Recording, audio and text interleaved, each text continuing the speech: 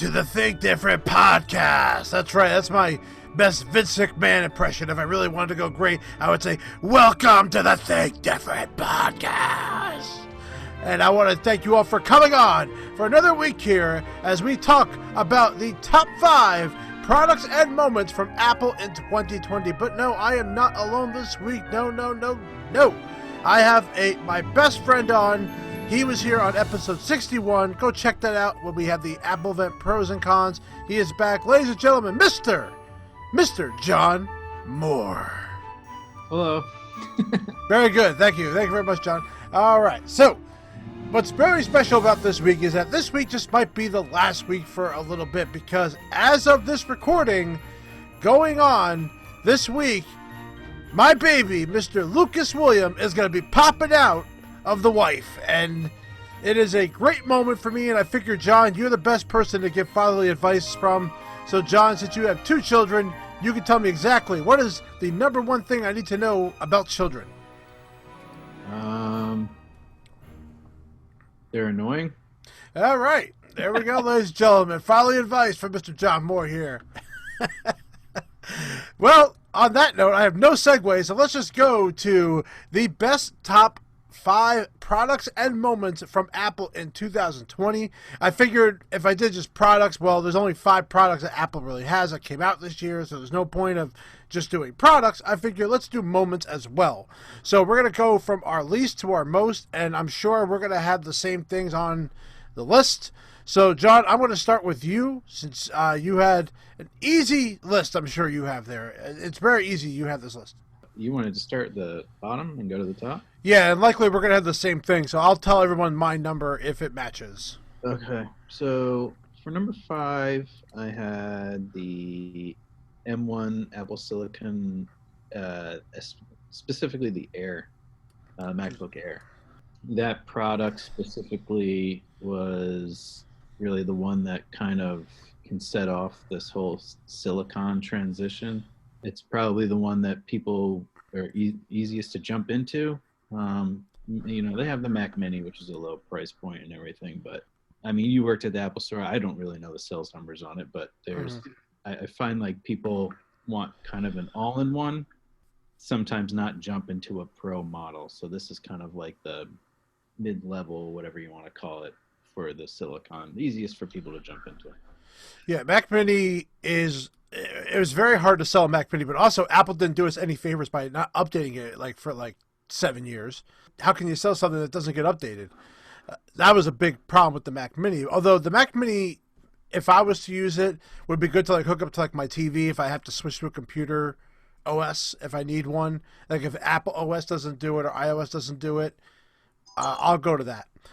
But I will get to that a little bit later when it comes to the M1 because I have a lot more to say about it. But yeah, the MacBook Air specifically is probably the one that's getting the most attention because people can't stand that damn touch bar. I'm sure you don't like that touch bar. I mean, it's not that I don't use it. I just think it was useless. A big thing that they put out, and then it just fell to the wayside. Nobody ever really cared about it, I guess. I care about it because it gets in my damn way. I accidentally kept hitting escape or hitting a wrong button, and it would cause it because there's no feedback, so you don't really know.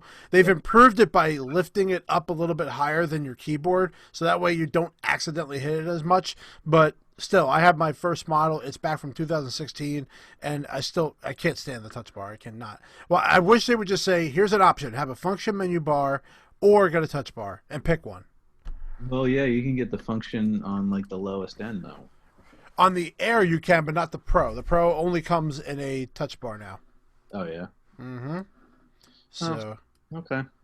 Sorry. Anyway, my 5th best moment, and this is something I know John doesn't like, and that is Apple removing Epic Games from the App Store. And me and my partner Frank, we went over a bunch of different things regarding this, but they removed it from the App Store on August 28th, and they just, this is an ongoing battle between Epic and Fortnite, and what looks like it will not end at least till 2021, but, Epic was trying to get back on the App Store. They were shut down by a judge, so you know, in my opinion, will always be that they know there's terms and conditions going into this, so there should be no argument on it. But you don't agree with that. It's not that I don't agree with that specific point. I think that Apple is unfair in positioning themselves out of their own rules. So they have Apple Arcade and they have other kind of built-in app stores or whatever for games, but this specifically, because it's not them, it's not positioned. I don't know. It's not they position themselves higher up in the app store unfairly, in my opinion. Well, Fortnite, I Rules for believe, other people, but not for themselves. yeah. Well, technically, NVIDIA has Fortnite back on iOS because they're using it through the Safari browser. So technically, you still can play Fortnite now, but back when this first started, you couldn't. And you know, they kind of, I know they kind of pivoted to, they're allowing apps that don't make more than $1 million a cut on their fees, at least unless they make that amount of money. So I guess that's their way of kind of reacting to it. But I wonder if they would have done that if it wasn't for this lawsuit, because I don't think they would have. You're talking about like the 15% versus 30 or whatever. Yeah. Yep. Yeah. Yeah. There's no way they would have done that if it wasn't for this fight, and they're giving something back. But you gotta remember, Epic Games and Fortnite, they make a ton of money. Like it's not like they're not making money. Here, I want to think that they're a company that doesn't make a lot. It's just I guess like a platform's income determine if they should follow rules or not. I don't think so. Mm-hmm. All right. Well, what's your fourth one? The iPad Air redesign, the industrial redesign of the iPad Air. What specifically I like about that is, I mean, obviously it looks good, but it's following the footsteps of every other product. So the iPad has kind of been its own look and feel as far as an industrial design product for a long time. It's always had like the kind of curves on the back edges and stuff. So now it follows the industrial design of the rest of Apple's products as far as like, I guess, hardware products. So it has the sharp sides and the squared off edges and everything like that, as opposed to where it was curved kind of in the background. So now everything kind of lives and looks like the same. One uniformed, yeah. Language to everything instead of being an outlier like it's been for a little bit. I remember how the iPad Air used to just look like the old iPad, just a bigger version of it. And they finally were able to do exactly what you said. They uniformed it. They made it look sexier. It looks a lot nicer. The different colors, it styles to more what the MacBooks and what the iPhones look like now. And they were able to keep it at a decent price point, even though I still think it's a little high for what you're getting on it. And it's able to be the in-between spot of the Pro versus the iPad, which I don't think the Macs have. They don't have like an in-between. There's only a Pro and like a Mac book, which I think they need to have that in-between kind of like that. So I'm hoping that they would have a cheaper Mac maybe too, and then they would have the Air, and then they would have the Pro. I want them to do the same thing on the Mac side too and do the exact same formula. But I think the Touch ID is an example of a technology that no one else has except for that product is truly amazing. And I would really need to look at an iPad Air and get it in my hands, because right now I have the regular iPad. It does what I need to do. Although I would like better speakers on it, which the iPad Air does have. I agree. The reason why this didn't make my top 5 is because of the price. I think it's a little up there in cost for what you're getting on it. But I agree that I was very impressed with the design, with the look of it, with the Touch ID, and I think they did everything right in that Air. I just wish they brought it down $100. But I wanted to talk about my number 4, which is the response to COVID-19 and how Apple responded to it. There are a lot of articles that Apple did that were out there about what they did, including closing all their stores. They kept all the employees were hired, and they were used as AppleCare support while the stores were closed. They paid them for 1 month when they were trying to figure out what was going on. So from like the beginning of March to the end of March, they were paying them, and they didn't have to do anything, which is great. And then in response of COVID-19, they couldn't do their Apple events in the Steve Jobs Theater, so they did their new Apple events, which went faster. You had to deal with a lot of like advertisements, like with like games that no one cares about, and the Apple events were just a little more fun. And they were so that was my number 4. Yeah, so that goes into my number 3. Perfect segue is those redone Apple events. Mm-hmm. Like you said, they go much, much quicker, but they look fantastic. Yeah, they did a good job filming them, especially that woman on the roof. That was pretty impressive. They got her up there, hanging out on the solar panels, talking about energy, and taking away bricks out of iPhones. I don't know how much of this, or how much of it is green screen or blue screen when they do these, but even if it is, it just looks so good. It's very hard to tell. Better experience, I think, for people that are actually watching it. You don't have to sit there and awkwardly listen to everybody clap at their sentence. All right, John. Next sentence. So ridiculous. So sometimes one of these events, but yeah, to me, it's more the cinematic kind of presentation is just it's more fun. It's more engaging. It's less of a PowerPoint presentation. Mm-hmm. And yeah, I mean, there's a lot of little fun little Easter eggs and things they do in those too. Like the iPhone mini reveal was like kind of a cool little thing. It was kind of like a fun little funny with the mini suitcase inside the suitcase inside a suitcase. That was kind of cool.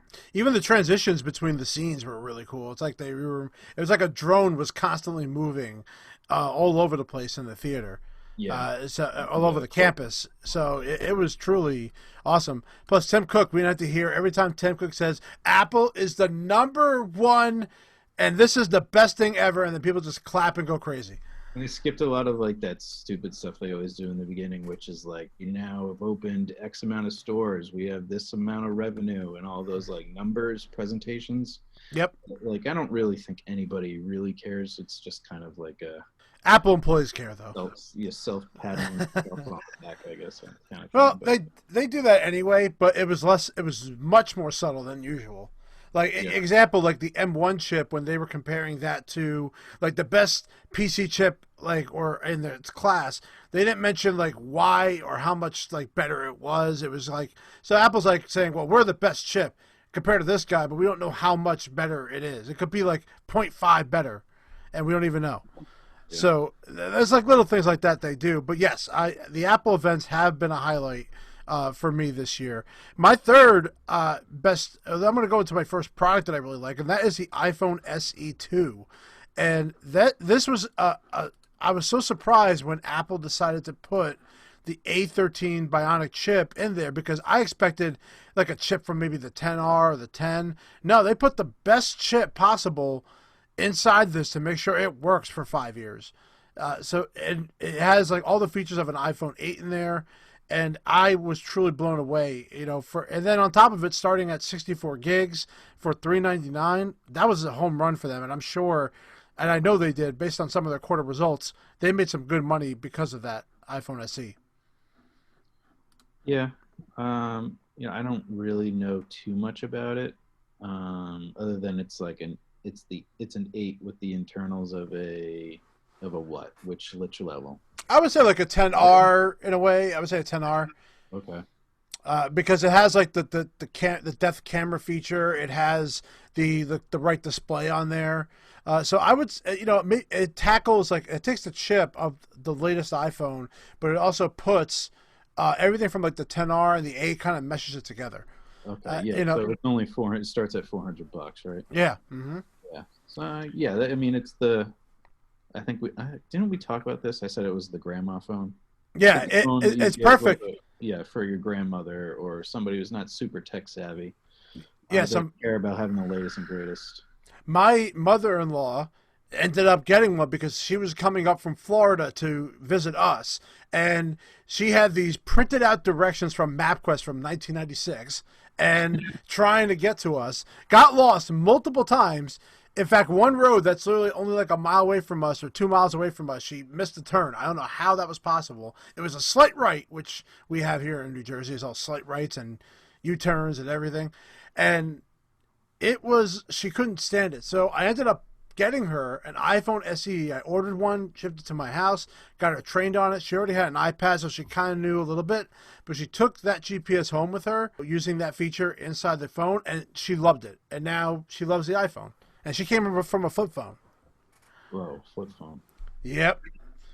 And her husband still has a flip phone. So there's still one person left in the family that still has it. But otherwise, I've almost converted everybody to an iPhone. So I'm almost there. So, but yeah, and that's exactly the reason why. Plus, if you need a backup phone and you don't have $1,000 to put down, this could cover you. Yeah. It's a good point. So what is your number 2, right? You're on number 2 now. Yeah. Two. iOS 14. Finally, something different on our phones. I enjoy the widgets a lot. I use them a lot. How many do you have on your screen? Because I honestly don't use them that much. I have 2 on the first screen and then 1 on the next screen. So I have 2 kind of like home screens, and then the rest is all in the app library. There's some refinement that could happen there. Things that aren't, if you could relabel some of these folders that are in the app library, so it's not just like entertainment, product. Yeah. I mean, there's some refinement that could go on there. I'm really digging iOS 14. Yeah, app library has been really good. The recently added suggestions has been great. Yeah, the widgets have been good. I've used them somewhat, but I'm not using them as much as I would like to be honest. Yeah, so I'm constantly looking at the weather when I wake up or when I'm getting dressed and stuff like that, just so I can gauge my day of what I'm going to wear. Also, I'm like we said in the beginning, I have 2 kids, so getting them ready for the morning, I need to know if I'm going to put them in long sleeves or put them in short sleeves. So I'm constantly checking the weather, and having that at the top of the very first home screen without having to load an app up and go through all the opening animations and stuff. So you save a couple of seconds right off the bat, but it's great just having to just glance and just having the weather right there. Sometimes I wish they were on the lock screen, but I mean, that could be asking too much of Apple. So we'll see what happens in iOS 15 if we can get those actually on the lock screen. But just swiping up using Face ID unlocks. I see the weather. It's great. Mm-hmm. Well, we technically have that with the widget screen. When you open your phone and go to the left, you do have that, but it's in a list form, and it doesn't make it as easy as seeing all your stuff in one spot. Yep. So, but I this is breaking news. You get dressed in the morning? I do.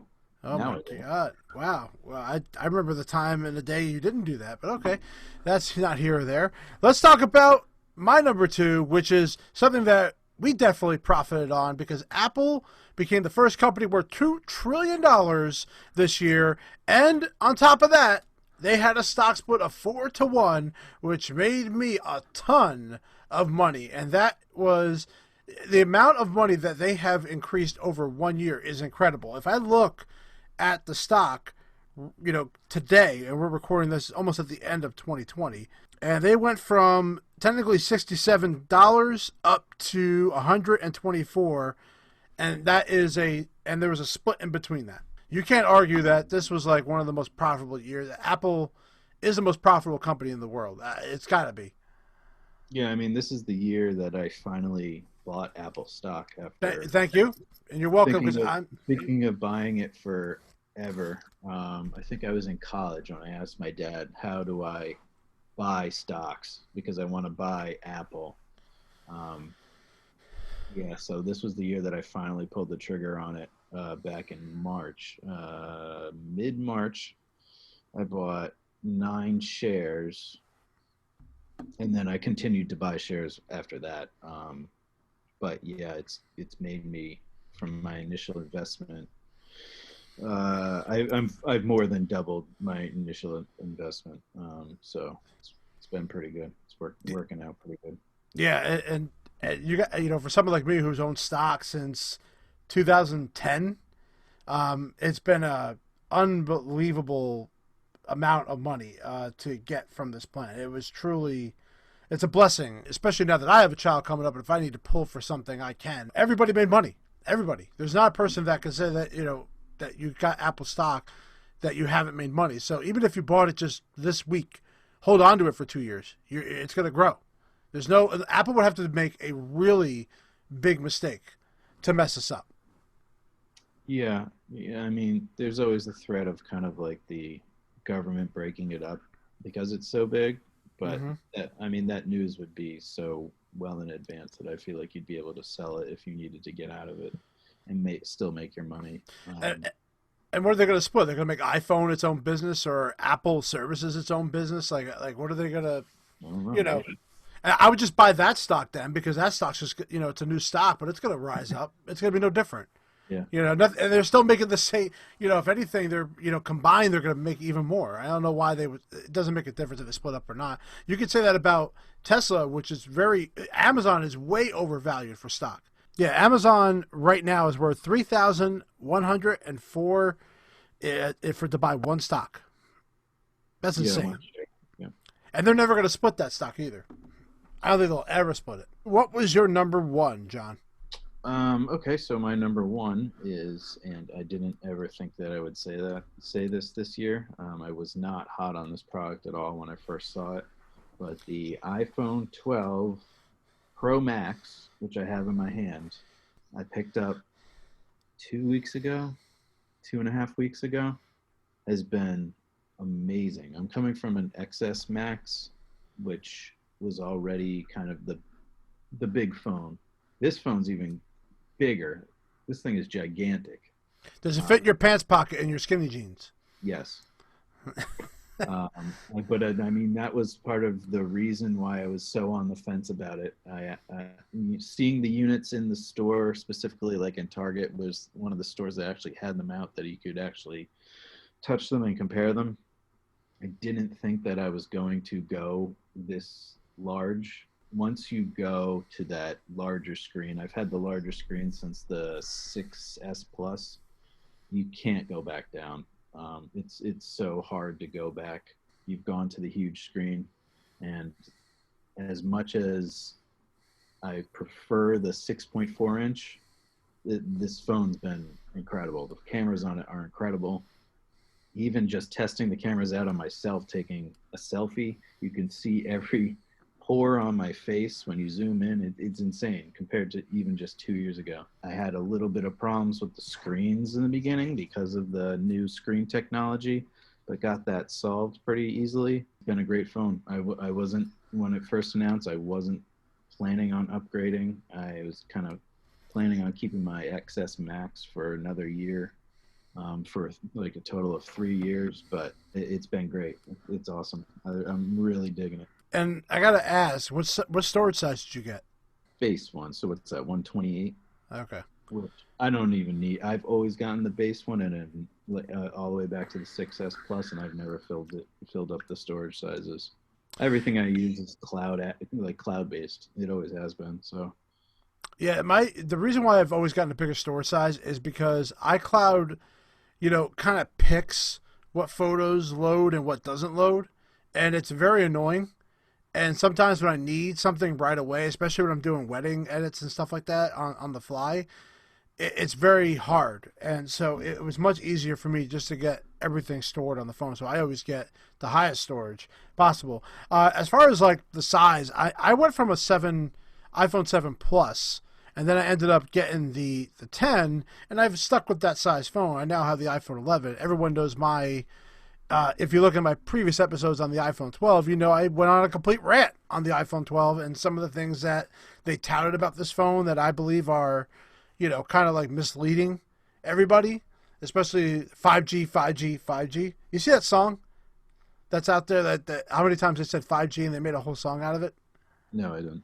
Yeah, you gotta look that up. So basically, they just say 5G and they do it like a song with like the amount of times that they said it, which is about 54 times in that presentation. I mean, yeah, the presentation was. I mean, selling this phone was kind of weak, but it looks so good. Yeah, I'm holding it in my hand right now. Did you get that blue one, or did you did? So I did. I started with the graphite. Okay. We had this conversation offline. Yeah. Yes, we did. Started with the graphite. Had some problems with the screens. They are clearly, even though they may be tougher, they are not as scratch resistant. So I traded back to the blue, got the Pacific Blue instead. And I wasn't hot on it when I first got it, but I've actually grown to really, really dig it. I really like the graphite because it kind of reminded me of the midnight green, which I absolutely loved, even though I didn't have the phone. I loved that color. And the graphite really kind of looked like it when you had it out of the case and in the right lights and everything. It really kind of looked like the midnight green. But the blue is good looking. It's really good looking. It's not overly blue like the 12. The 12 looks like a melted crayon. It's a little bit too Crayola little kid for me. But the Pacific blue, it looks just so like dynamite. It's a Crayola blue. Well, so, yeah, the iPhone 12 version of the blue is right. Crayola. I wish I had the design of the 12 on my 11. That's the one thing I do like about it is they went back to that old 4-5 design with those tougher edges on there. Because I thought the 5 was really good. It was really well designed. And they went back to that in a lot of ways with this one. What about the MagSafe on the back? Are you like a fan of it, or does it not really matter to you? It hasn't, because I don't have the MagSafe charger, which is really like kind of the only thing I guess that you could really utilize it for other than the wallets. The cases, I always do the Apple leather case, and they tout it being MagSafe, but there's really nothing MagSafe about it. I guess the charger can pass through it, but right, that's the only thing. Yeah, there's nothing MagSafe about it. But I am intrigued by the wallet.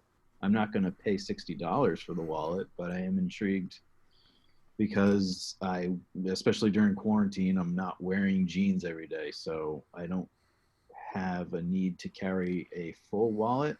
But if I could throw my ID and a credit card in there and go to the corner store or go the liquor store. Yeah, exactly. Like I don't need to carry a whole wallet. I can just carry an ID and a credit card and just run out the door. And that's really intriguing to me.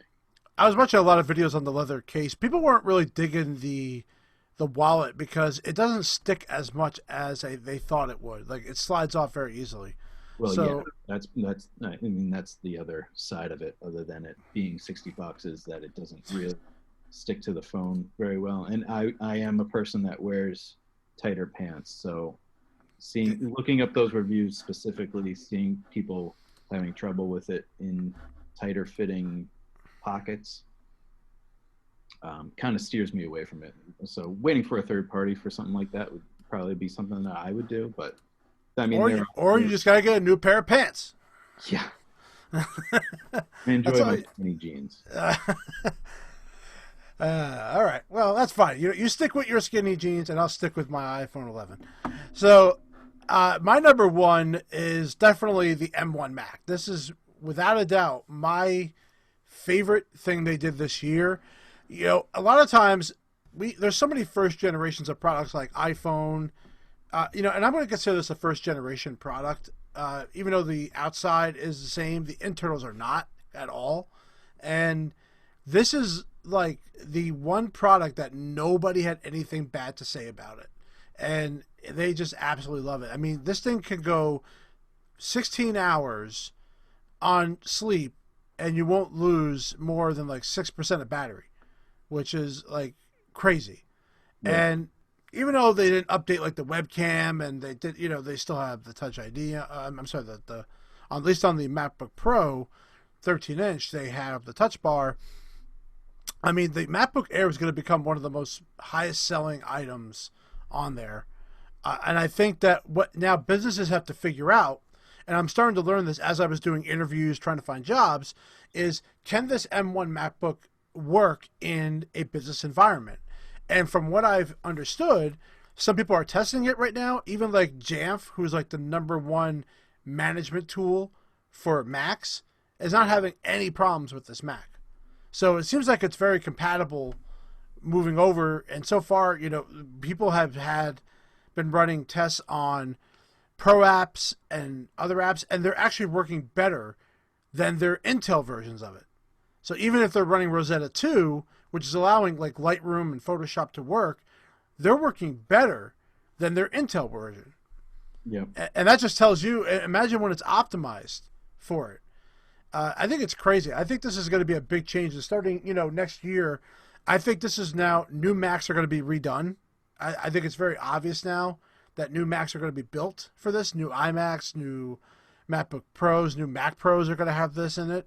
So this is going to be a big change, and I think if they keep going the route they're going, the Mac is going to become one of those products that people are going to buy because it's reliable and it definitely can last a long time. And it could do so much for the smallest price tag possible. Yeah, I mean it's just kind of a testament of them controlling everything from top to bottom, how efficient everything is. Just having that control over the software and the hardware that deep into the system is, I mean, it's been pretty crazy as far as the reports and the videos and reviews go. And yeah, the battery that like you mentioned is pretty incredible. The efficiency that they can get out of that chip is pretty nuts. I'd be curious to know in like 2 or 3 years, like what would happen as a longer lasting computer will be. That's the only thing I'm a little afraid of is, okay, you've had it now 2, 3 years. What happens in that 2, 3 years? Does it work as good? Is there a quality program that happens? Is something going to come about that's going to, affect it? So that's my only worry about going to this model. In fact, what I wanted to do was take my wife's model. She has a 12-inch MacBook, sell that thing maybe for like $500. Someone at Apple will hook me up with a wonderful discount because everyone loves me, and they will let me get this Mac and try it out, especially trying Final Cut Pro.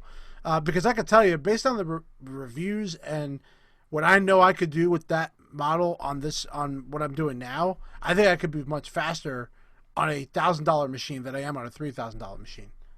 Yeah, I mean that's I think the way that they're selling it too, especially the MacBook Pro. So yeah, I mean I could definitely see that. The M1X is a rumored next chip that's going to be coming out, and that is supposed to work. That's going to be for the 15 or the 16-inch MacBook Pro.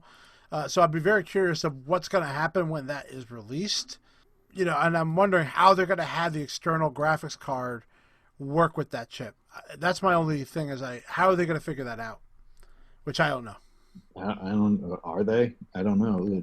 This one doesn't support external CPUs, right? No, it GPUs? doesn't. No, it does not. Also, the rumor is that it's supposed to be a 16 core, which is what the MX1 is supposed to be.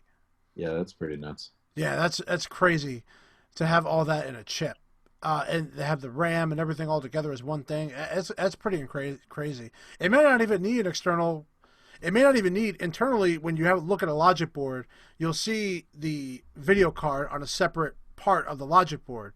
These new Macs, they're all together as one. So I don't know how they're going to do, if they're going to have AMD chips or graphics cards on the board, or if they're going to be directly into the chip. That's the only thing I don't know. So that's our top 5 items going on for the best products and moments of Apple in 2020. Overall, John, would you say this was definitely a top year for Apple? It's definitely topped. I would say it's better than 2019 for sure, for everything that's happened, even with the bad COVID going on. I think they started listening to people. I think they're starting to listen. They're starting to respond to it. And I would say since 2018 was a rough year, and 17, and now 18 they started listening to people. 19 and then 20, I think it really have improved. Yeah, I just think that the I guess the variety in their lineups has increased. So there really is a product kind of for everyone. iPhones to computers to now even headphones. Except for that one headphone. Which one? The AirPods Max. Well, I mean, yeah, those are. I mean, they're trying to sell those super high end. Is kind of their market for those, I guess. So yeah, it goes along the line. You could go in for $100 or whatever it is for the regular AirPods, or you could spend $550 for a pair of headphones. And go with the same thing with iPhones. You go $400 or you go to $1,400. Mm-hmm. There's really just such a range of products now for everybody, and it's really, Apple, even though they are kind of the, I guess, high-end tech company, really have an entry point for everybody now at this point. Yeah, and if someone like my mother-in-law who now has like a phone and she went from a flip to this, I think that to me was a telling sign that she was willing to spend the $400 to get that product in her hand, just because she had a situation that messed her up. Now she has this new one, and then on top of it, even look at the HomePod Mini, which is, again, that's a market they had no chance in with the HomePod, with a $300 speaker, and now they have a $100 one that sounds just great and it looks good, and now they have a chance to get back into the home automation space. Yep. So a great year for the Apple, obviously, because we all made money. John doubled, I quadrupled. So we're all making money here to give all the money to our kids later on, so they could buy Xbox X's 2s. Sure. Yeah. Well, John, thank you so much for coming on to the podcast. We always appreciate you coming on when I have absolutely nobody here to talk to except for my good friend. So I appreciate you coming on. Do you have anything you want to tell the fans around the world? Nope. Okay. Well, ladies and gentlemen, as of this next episode, as I talked about in the beginning, I may not have an episode ready for next week because I will be having my child. So wish me a lot of luck, and I want to thank you all for every week joining us here at the Think Different podcast. I love every single one of you.